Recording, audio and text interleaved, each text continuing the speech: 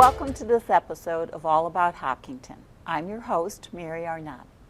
All About Hopkinton explores the people, places, and businesses that make our town an inviting and exciting community. Today's show is all about Hopkinton's Farmers Market with Julie Boscheman. The Farmers Market is so much more than food offerings, as you will hear. It's a perfect Sunday outing for the whole family and your four-legged friend, if you have one, and on a leash, of course. So get cozy and comfortable as we hear from Julie on the enticing reasons to visit the Hopkinton Farmers Market frequently. Hi, Julie, and welcome to the show. Hi, thank you so much for having me. I know you had a busy schedule today, so I really appreciate you kind of ducking in here on your lunch hour and talking with us. Of course. How about starting with just a little bit about who you are and your background, anything you feel like sharing? Sure. So I actually grew up in Holliston. I went to Holliston High School. I have two parents and a younger brother.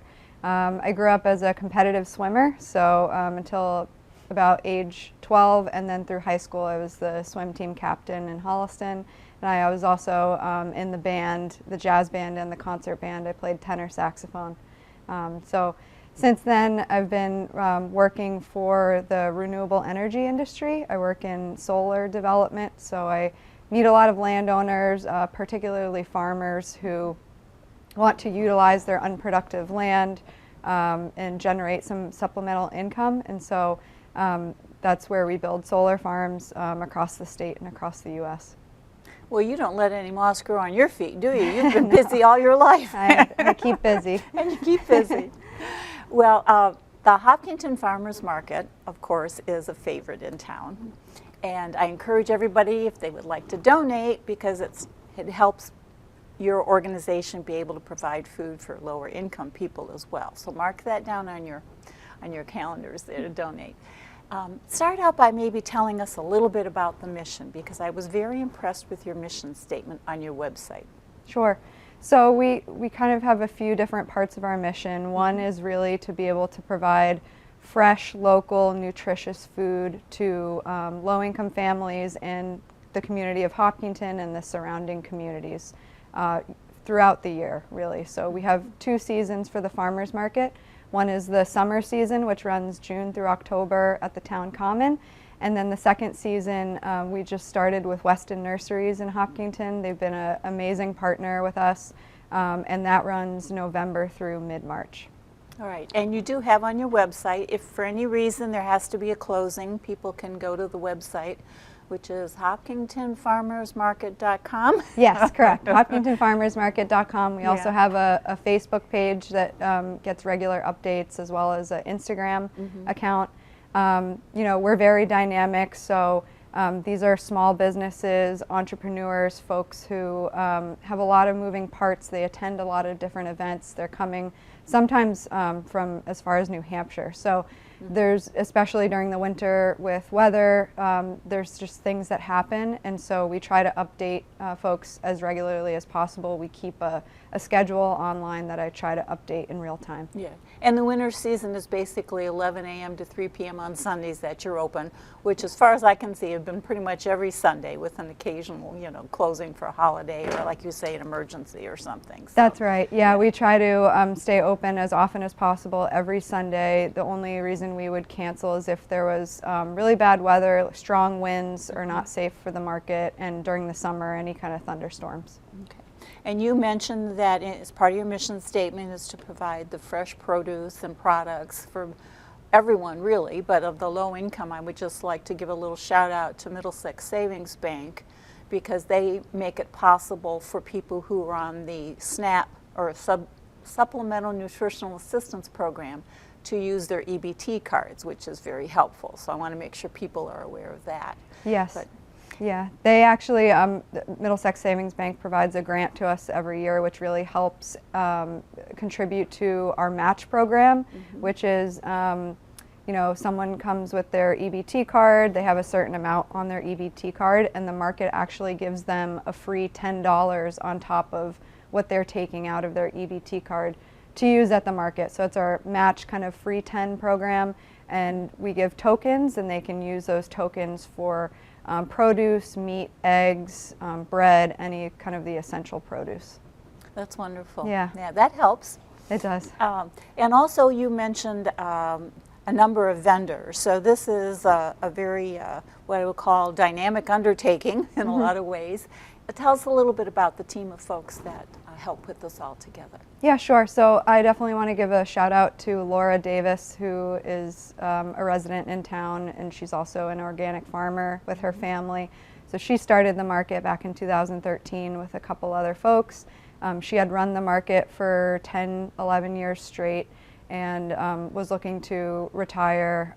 She's got 2 daughters in college and kind of just settle in. So I actually took over the market for her, and she's been a great help, just day-to-day things, questions I have, and things I need. So I want to give a shout out to her because she's the originator. But currently I run the market, which means that I coordinate with all the vendors. I do outreach. I visit other markets to kind of try to promote ours. I manage all the fees, the budgeting, the advertising, things like that. And then I'm on site every Sunday. We have 2 employees of the market. They're high school students at Hopkinton. Oh, wonderful. They do a phenomenal job. Their names are Matt and Annabelle. So it's really just the 3 of us kind of running the show every Sunday. It's a lot of fun. You and all your vendors. Yes. And there are a number of regulars, I imagine, and then others who will apply and get involved. So you want to talk about some of the vendors that are there? I'd love to. I love the vendors, so I love to talk about them. They're a great group of folks. There's about 30 vendors every week that we have. A lot of them participate in both our summer and winter markets, and most of them are from the surrounding towns. Some, like I said, come as far as New Hampshire to join us, and it's really important that we try to generate a good crowd for them so that they have good business. And a lot of them, are really amazing craftspeople. They have a passion for something that they're really good at, and so they bring that to the market and they try to share that with others, which is a really wonderful thing. Some are very entrepreneurial minded, so they're trying to actually open their own storefronts, either in Hopkinton or the surrounding areas. So it's really great to be able to see them kind of promote their products and their passions. Well, you mentioned we think Hopkinton's Farmers Market, so we think vegetables, fruits, and the food items, but there's a lot of different other items because you mentioned the crafts. And I think I remember one of the favorites always being the alpacas and the wool and the things that they make from it. Yes, yeah, angel hair alpacas usually joins us every week. They're excellent. They have really, really warm mittens and socks and things that are just kind of unique. We've got craft coffee. We've got different crochet animals, different jewelry, crafts, goat milk soap by Christian Hill Farm, different things like that. So it's really everything that you need, not only to have fresh, nutritious food to bring home, but also holiday gifts, birthday gifts, treat yourself, different things. So it really is cool. In the opening, I mentioned it really does make a wonderful Sunday outing for the family because there are vendors there that have prepared foods. Yes. You can go, have lunch, walk around, get your produce, get your crafts. The kids can have fun, the dog can be there. Yeah, exactly. So we actually have a handful of food trucks every week, and what's really nice is Weston Nurseries created kind of a central sit-down kind of picnic area in the middle of the market where people can just sit and relax in the sun and enjoy fresh food. And we also have a beer garden now at the winter market, so a very local family-run microbrewery called Rushford and Sons, who's actually opening a location in Holliston very soon. They're there so people can go and learn about their craft beer. And I did notice also on the website that you're very careful to make sure the vendors have all the proper permitting, especially the ones that are bringing prepared food in their food trucks. Yes, we work very closely with the Board of Health in town. I coordinate very closely with them just to make sure everyone has all their ducks in a row, everyone is making food safely, and the board has been extremely helpful and supportive of our mission. What are some of the food trucks that are there? I'm glad you mentioned the little area to sit, because I was thinking, grab lunch, enjoy the day, and then I thought, I don't remember about seating. So they can grab what they want and go sit down. And what are some of the food trucks that are there that have prepared meals? Yeah, sure. So the regulars are simmer and spice trucks, so they have excellent chili soups, paninis, mac and cheese, really kind of the comfort food, especially in winter. We've got a barbecue truck called Big T's. We've got Jack's Seafood does chowder and lobster rolls in case you're kind of missing that summer taste, and also very comforting in the winter as well. And then we've also got Anzio's Pizza. That's there. And then we also have some sweet food trucks as well. So Moolicious Bakery, she does homemade individual packaged cookies and hot chocolate. So we really try to choose things that are appropriate for the season, but also these food trucks, they're there on time every week. They're really reliable, good people that, specialize in cooking fresh food. I'm sorry I mentioned it because you've made me very hungry now. This is lunch hour that we're doing the show. Yeah. Probably neither one of us have had any lunch. We'll have to have afterwards. Too bad it's not Sunday. We could run over to the market and have some really good food. Exactly. I did notice too that the fees for the vendors are very reasonable. Has it always been that low? I think it was around $20 a Sunday, so they can come in and set up and be there, for 4 hours, and yeah, that's right. More than make up that fee, I would believe. Exactly. So everybody pays $20 a week.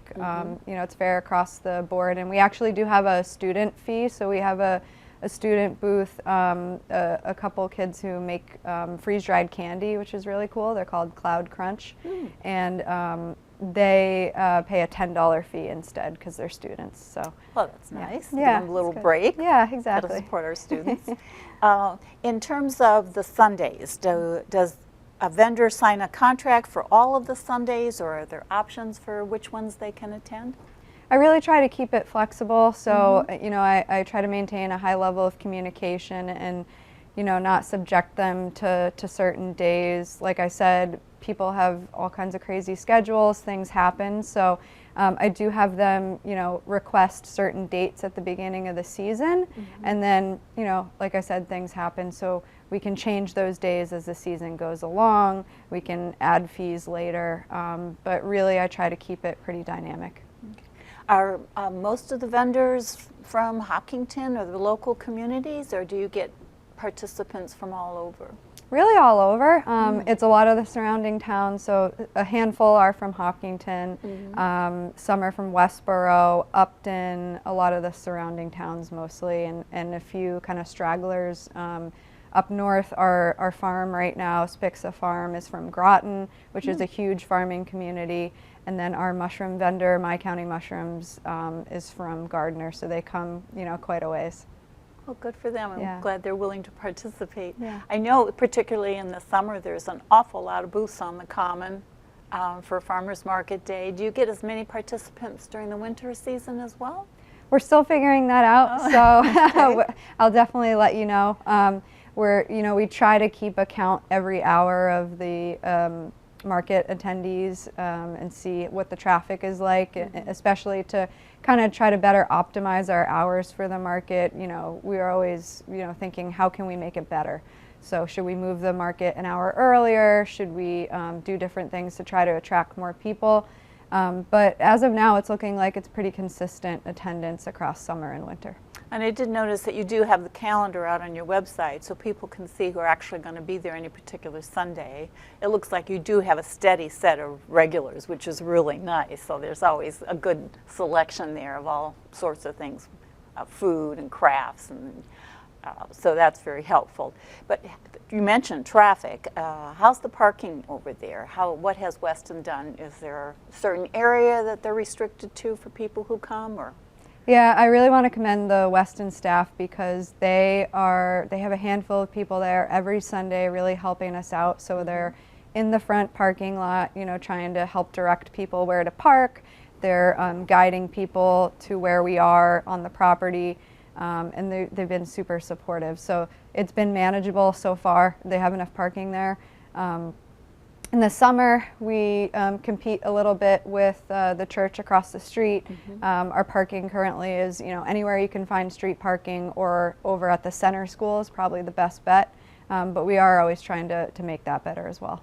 Yeah, and with all of the downtown project stuff that's been going on, parking and driving around, it's been a little bit difficult at times. Yeah, just a little. Sounds like people are managing. They are, yeah, and especially when it's a nice day, like it's usually okay to walk a little bit, through the downtown, get to the market. So I think it's manageable so far, but again, we're always looking for ways to improve it. Okay. This might be a little bit of a quiz. If I've caught you off guard, I apologize. But in terms of the produce, give some ideas of the variety and selection that's available on any particular day. Yeah, it really depends on the size of the farm that we have. So in the summer, we usually have 2 or 3 smaller local farms. One is Twisted Carrot in Holliston. They're all organic. They do a really excellent job, and they're close by. So they all bring a great variety of fresh produce. The larger farms like in Groton bring a ton of stuff. I mean, they just have sounds like a large property, a lot of greenhouses. So there's really, what I've seen so far in the winter, everything you could really want, from potatoes to squash to mixed greens, all kinds of stuff. Oh, and the freshness is so important these days. It just makes such a difference when you're cooking and then eating the item. It really does. Do you encourage people to bring their own bags or reusable, I would think, for something like this? We're trying to encourage, to not impact the environment with plastic and other things? Yes, we do try to discourage plastic, or at least, try to reuse what you already have. But definitely, and I've seen people doing this a lot, the shoppers will bring their own bags, which is really helpful. They can load up with a lot of different stuff. And so, yes, we are trying to be sustainable as a market as a whole and kind of discourage plastic use. Yeah. Now, these days, young people, I say young because I'm of an older generation that I tend to carry cash around with me still a little bit, but I know a lot of young people don't even know what cash is anymore. So are the vendors equipped to take debit cards, credit cards, any kind of payment, Venmo, I don't know, whatever?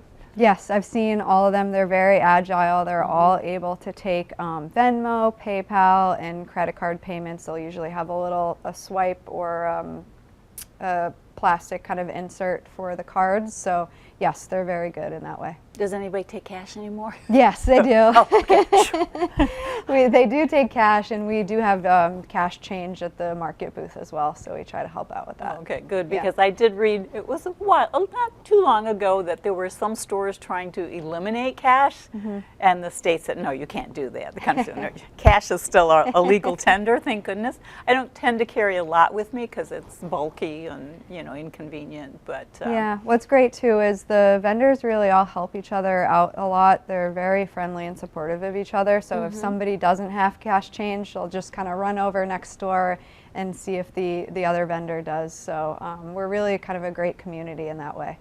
So you said you have a couple students helping you each Yes. Sunday. What are some of the things that they do? Because the vendors are all set up, right? And customers are going up to them. But I know there's got to be a lot of things that you and your helpers do while the market is open. Yeah, there really is a lot to do, more than you would think. So what they're doing is they're kind of stationed at our booth. They're responsible for dispersing the SNAP incentives, recording all of that information. They take a count of number of shoppers every hour, and they're just general support of the vendors, so helping them unload from their cars, helping them set up their tents, break down their tents, load their cars back up, and just general support with questions or needs with cash, like I said. So they really are just keeping a really good eye on everything. That's a lot of work. Yeah, it is, but they do a great job, and they work really well together. How early do the vendors arrive to set up? They arrive at 9:30, so 9:30, about an hour and a half before the market opens. It really is a lot of work. They have a lot of stuff for their booth.